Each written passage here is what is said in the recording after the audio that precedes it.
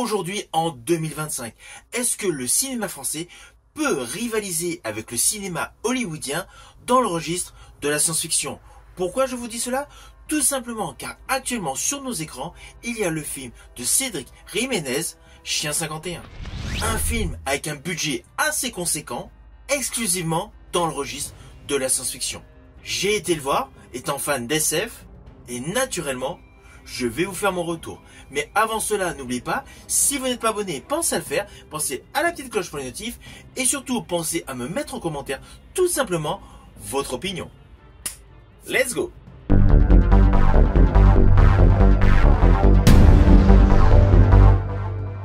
Alors tout d'abord, fiche technique de ce film. Il a pour titre Chien 51. Il est réalisé par Cédric Jiménez, le réalisateur de Bac Nord et de Novembre. C'est un film franco-belge pour une durée de 106 minutes approximativement. Et il est rattaché au registre du thriller SF dystopique. Avec l'histoire suivante.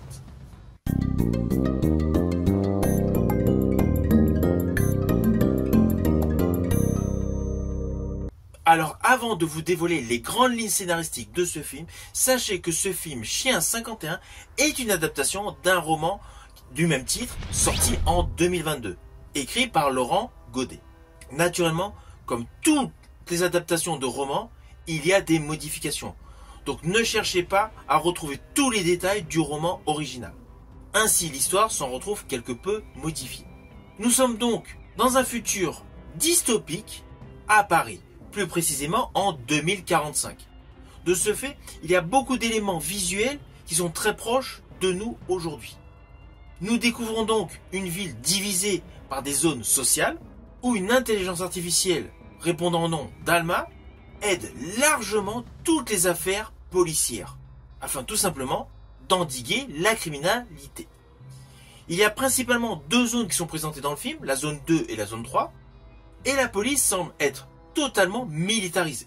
Ainsi, au début de ce film, pratiquement dès la scène d'ouverture, on assiste à l'assassinat d'un homme influent.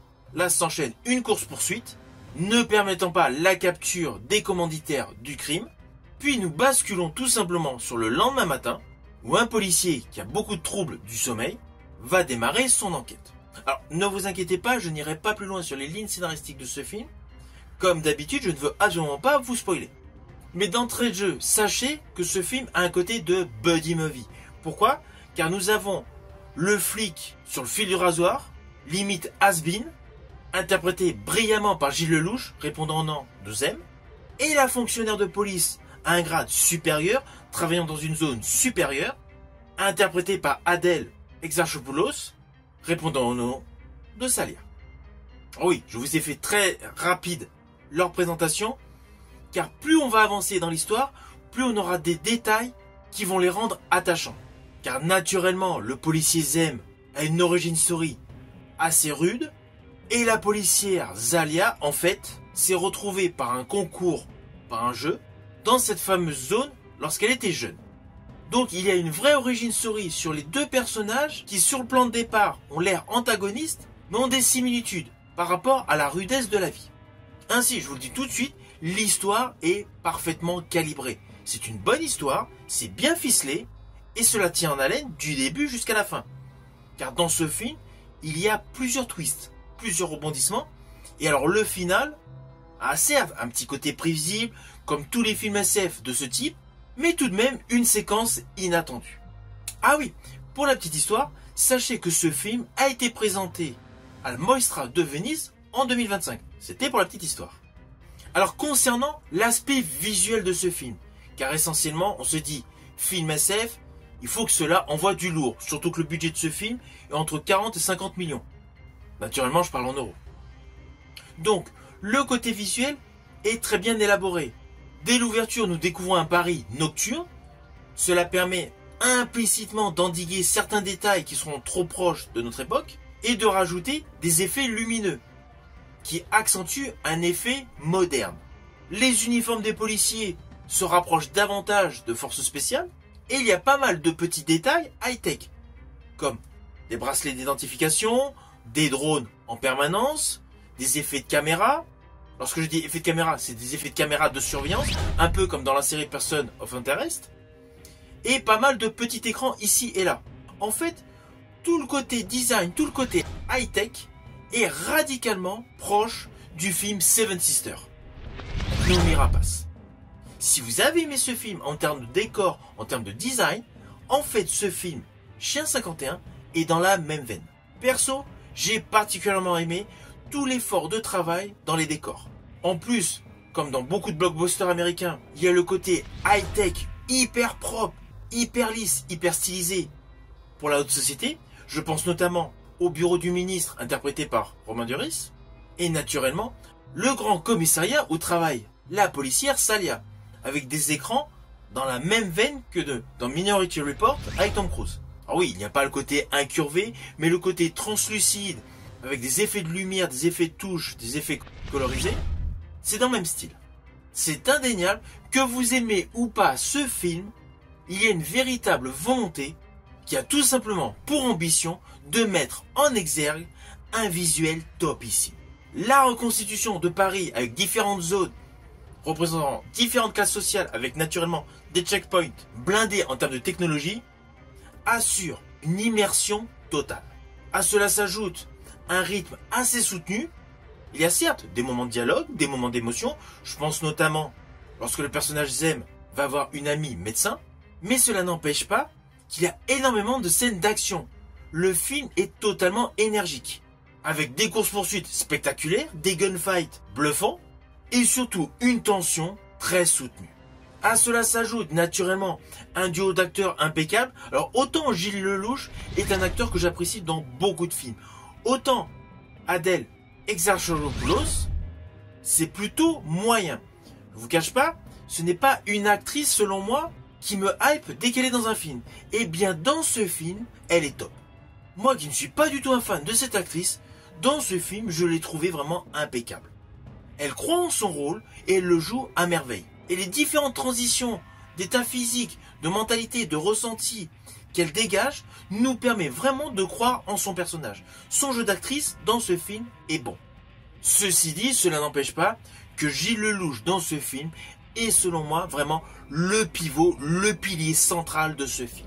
Il a tout un côté très humain, très meurtri, très tout simplement vieille France dans un monde futuriste, sans âme, sans cœur, extrêmement glacial. Son contraste de jeu d'acteur est impeccable et permet justement de se rajouter des questions par rapport au postulat de la vie humaine, par rapport à l'intelligence artificielle. Car n'oublions pas que le thème principal de ce film a un côté politique. L'importance dans notre vie de l'intelligence artificielle, ici nommée Alma. Ainsi ce film est totalement dans l'air du temps. Par contre, faut davantage le voir comme un bon thriller d'action. Car par rapport à un monde dystopique, il y a par moment un tout petit bémol par rapport à certaines représentations de la société. Alors pourquoi je dis cela? Parce que là, il y a eu quelques facilités scénaristiques, je pense aux zones où il y a les pauvres.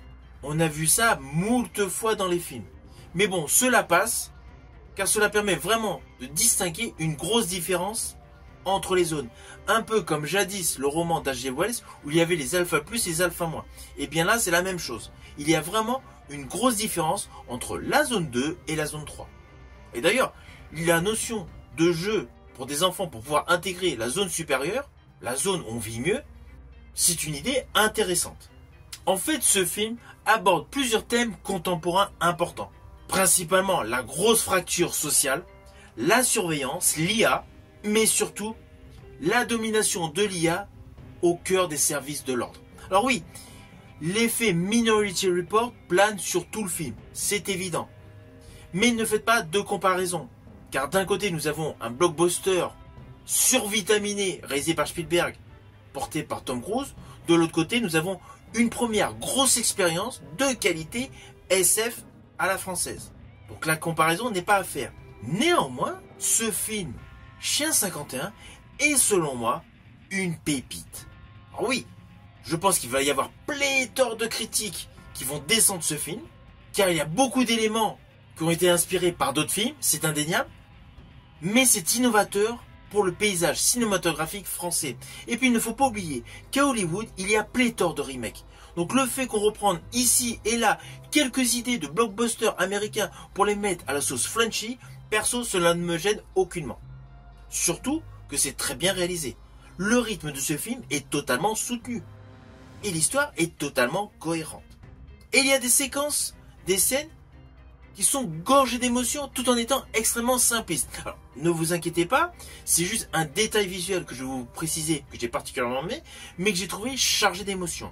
Il y a un moment précis dans le film où il y a deux individus qui se retrouvent allongés dans un lit d'hôpital avec des machines, des tubes, voilà, tout ce que vous voulez, ouais, histoire de les tenir en vie. Ils sont l'un à côté de l'autre, il y a une espèce de vitre qui les sépare parce qu'ils ne sont pas dans la même salle. C'est une séquence extrêmement fugace. Il y a certes un énorme zoom sur l'un des acteurs, mais c'est extrêmement fugace. Et bien cette scène, à elle-même, est gorgée d'émotions. Elle est simple, mais efficace. Et en fait, l'ensemble de ce film est à l'image de cette séquence que j'ai particulièrement aimée sur le plan visuel. Il a un côté simpliste, malgré son très bon budget, malgré les effets visuels, les effets spéciaux, les CGI qui sont largement vus à l'écran, mais il comporte parcimonie des séquences émotionnelles.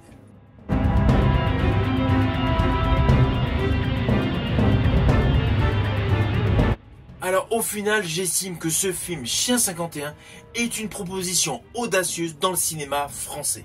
C'est un vrai thriller, grand spectacle, SF. Porté par un casting extrêmement fort, un côté visuel impressionnant, immersif, et surtout une histoire qui tient la route. Ce film est actuellement au cinéma. Si vous allez voir ce film, n'hésitez surtout pas à me mettre en commentaire ce que vous en pensez. Je vous dis à bientôt pour une prochaine vidéo.